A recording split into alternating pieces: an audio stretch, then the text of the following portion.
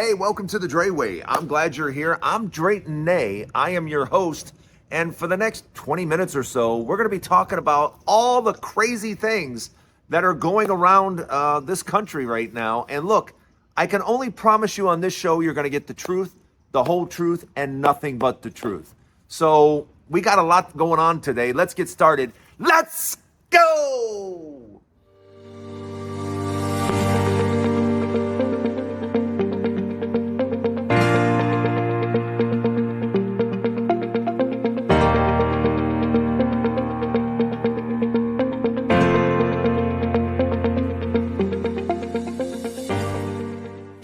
Welcome to the Dray Way. Look, red states have now figured out that, they can get affected too, because red states are having a hard time, because a lot of red states have windmills, for example, and the current president isn't really excited about those. But, you know, everything that the president takes away jobs. And that seems to be the one thing. This guy is really good at taking away jobs. And red states are now starting to figure out, hey, wait a minute, you know, all these government cuts, a lot of what we do in various states, red states, depends on government spending. And now that government spending keeps getting cut. For example, Alabama is a disaster right now. Mississippi, West Virginia, these red states depend heavily on money from the government. And with things being cut back, these red states aren't sure how they're going to make it, like Oklahoma, Nebraska, Louisiana. I mean, things are getting really tough. And that's because we have an administration right now that isn't focused on what it needs to be focused on. And that is at least running the government. And we can't do that right now. And that's embarrassing. How embarrassing is it that we can't even fund our own government? Now you've got all of these red states that are saying, hey, wait a minute, we need money too, not just to fund the government, but we need money. I mean, North Carolina, you know, we still have damage here, Mr. President. We could use some over here. No, can't give it to you. It's not coming. And all I heard is how when first became president, the first thing he did was a little trip over to North Carolina. Have you seen the man since? Since he was photo op. I'm talking to you, North Carolina. Has he done anything for you? Have Republicans done anything for you in North Carolina? The answer is no. I already know the answer. But you were so sure he was going to do something for you. And that's why a lot of red states that went red, they're going to go back blue. Yeah. North Carolina, I think, is going to be blue next time. I know Virginia's going to be blue. I know Michigan's going to be blue. I know Nevada be blue. I mean, Clark County was blue, but some of the other small counties managed to get us into the red. But I think these so-called temporarily red states are going to turn very, very blue. And that is, they've seen the damage that can be done when you have a Republican president that doesn't believe that government works. And I want you guys to understand how dangerous that really is. To vote people in to run something they don't believe works. Because Republicans think government's bad. You know, they like the fact that they can steal all the money they want and no one can do anything, because right now, I'm telling you, Republicans are taking money like you just can't. What's going on right now? But with all that money being siphoned away, with all of that going on, what are Republicans accomplishing? Well, they're basically shutting off. They think they're going to just affect, you know, blue states, but that's not what's happening. Red states are getting devastated too. And pretty soon you have to learn that when you have Republicans that don't really care about running government, they really don't care about the systems and procedures that we have that keep this country going and have made us the greatest country in the world. They're tearing apart literally all the foundations that make us great. Our government is part of what makes us great. Our military is part of what makes us great. It's the sum of all the parts that makes us great. And it starts with a great government. And we have to stop tearing down our government because it serves the purpose of one type of people. When you tear down the government, all it helps is the rich. That's it. It just helps the richest people in this country because as these rich have gotten richer, they control more and more and more. And now, for example, can you imagine in this country, can you imagine having, I don't know, medicine for all, healthcare for all, like everywhere else in the world? Do you know why it's not here? Do you have any idea?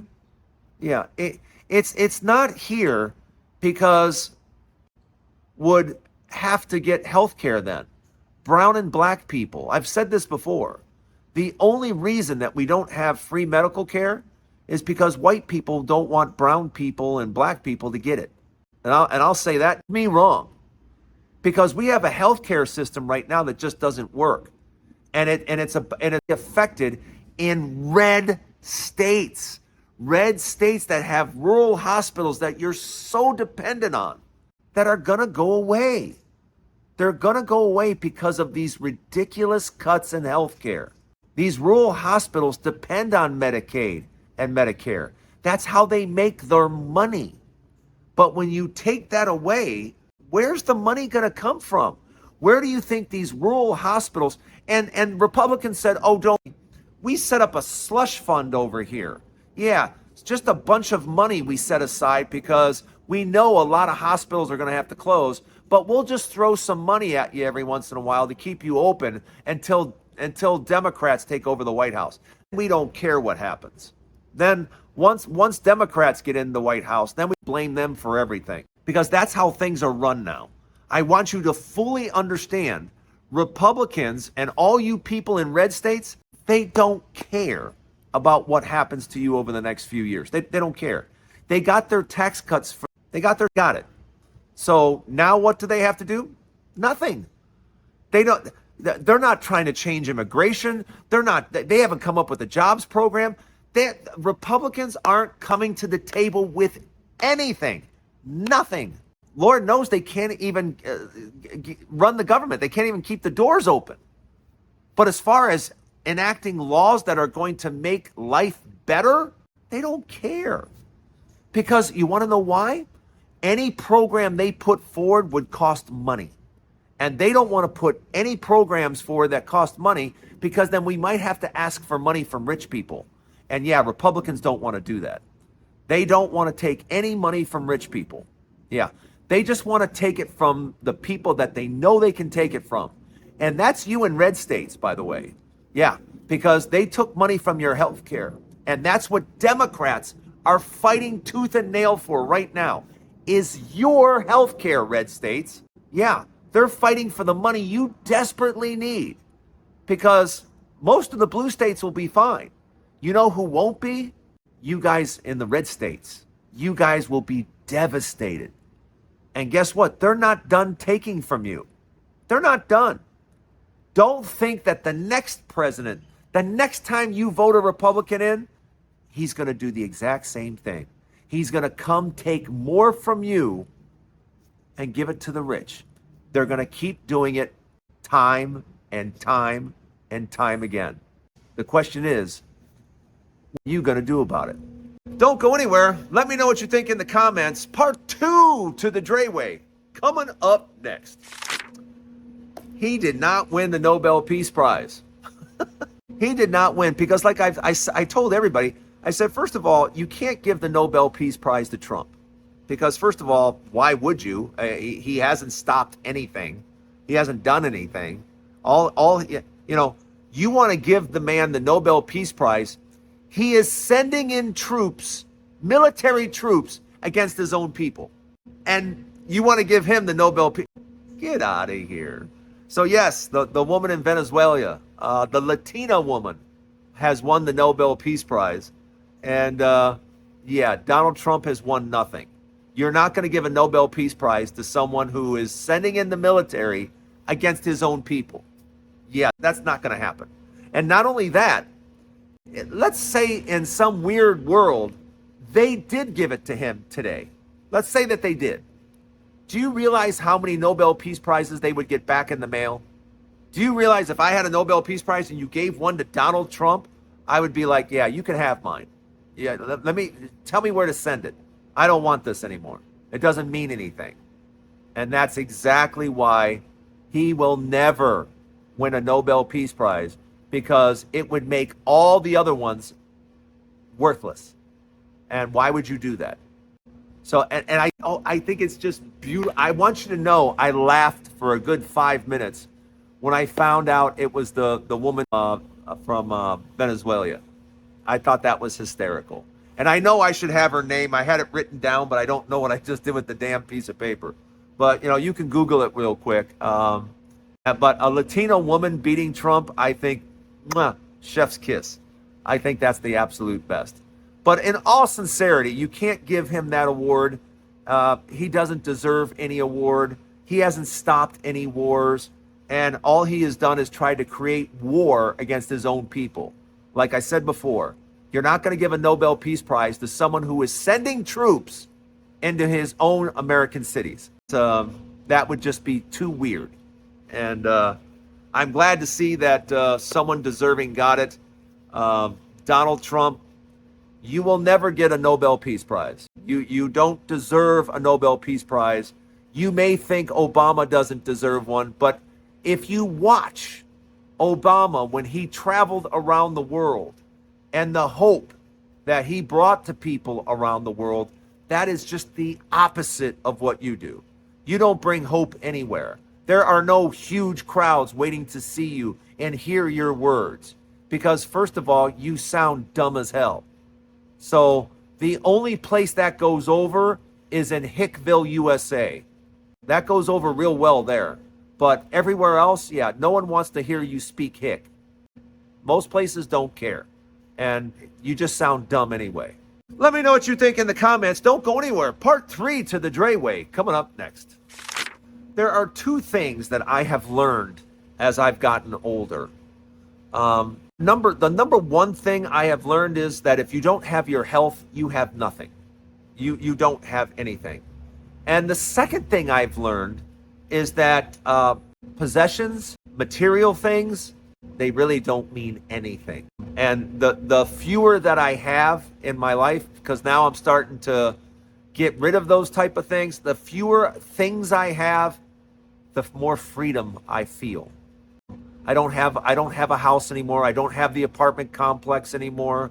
I don't have all the toys I used to have. I have a few things left, but even, I'm wearing Seikos now. I don't even wear my Rolexes anymore. What for? My Seikos work extremely well, and they're good looking, so I wear Seiko now. My Rolexes sit in the safe. I think we live in a different time now. And as I get older, I have learned none of that stuff, none of it goes with you.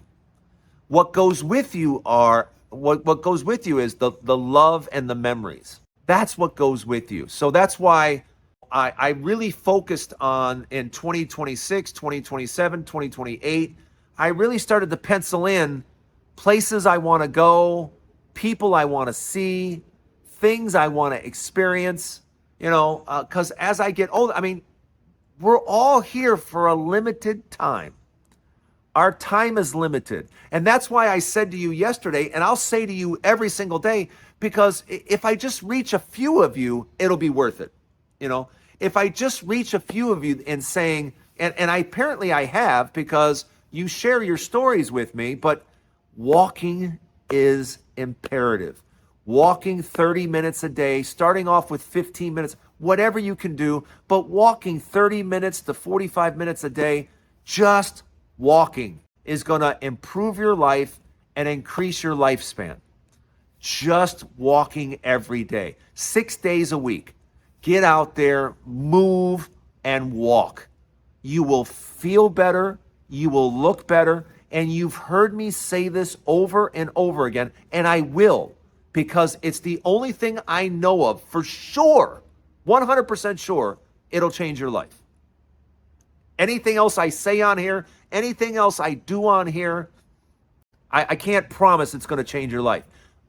But if you walk 6 days a week and you do it religiously and you go for a brisk walk every single day, 6 days a week, it will change your life. It will extend your life. And if I'm able to do that, if I'm able to give you the incentive to do that, this is a successful show, a very successful show as far as I'm concerned. And the other thing I can hopefully bring to you is, don't worry about the material things. Don't worry about the new car. Don't worry about the fancy new watch or don't worry about any of that stuff. Worry about having good times with great people. It's time spent with the people in your life that you love and you want to spend time with.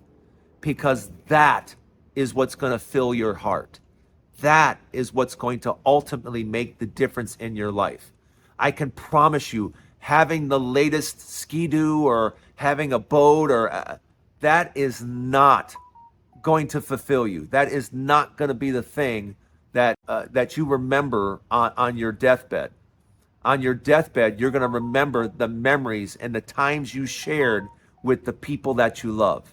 That is what you're going to remember. Look, getting older and realizing those two lessons, if you take those two lessons with you, you're going to be better off and you're going to be much happier. That's it for the Dray Way today. I know I got to get off my high horse. I'm off. But in all sincerity, think about what I said. Think about it and see how it can apply in your life. Pretty please. That's the Dray Way for today. Have a great day, everybody.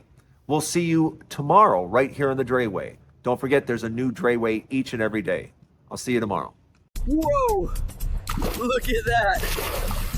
Water splashing everywhere, and I didn't even get wet. Seriously, if you want a pool like this, call the people at Unique Pool Finishes. Hey, is that a fish?